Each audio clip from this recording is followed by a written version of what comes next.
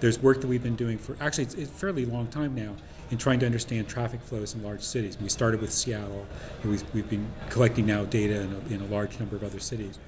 And part of what we're trying to do is increasingly predict how people move within the city, and what their moving needs are, what their so that we can begin to predict, not just what the traffic flow in the broad looks like, but for single individuals. Once you get in your car, one of our researchers has come up with a way of as you drive out of your driveway and start making choices about which roads you turn onto, they can predict where you're likely to go.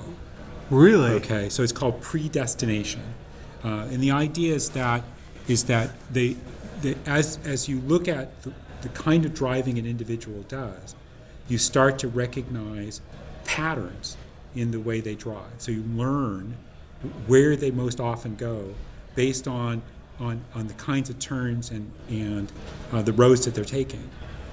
This is valuable in a variety of different ways. One is that it allows us potentially to be able to give that person information about traffic without them having to ask for it. Meaning, I'm just driving, and yet the system figures out where I'm likely to be going and what roads I'm likely to be taking, and can alert me when there's a traffic been an jam. Accident there, right? And so it can tell me without my having to say, what's the traffic look like going from here to there. It can just begin to tell me, there's a traffic jam here.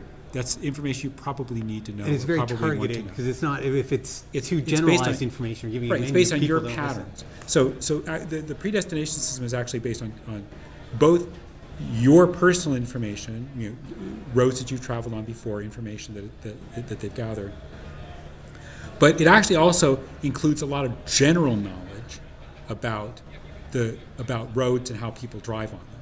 Right, so we've collected a huge amount of data on how people drive, for example, in the Seattle area.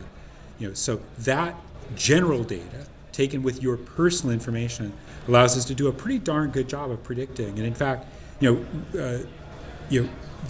typically as you come up to an intersection, they can predict with 90% reliability which direction you're going to go from any given intersection. Really, just by the way you, by the way you've been driving and the things you've done before, and things that other people do, right? So it's not just about you; it's also about the broad kind of driving.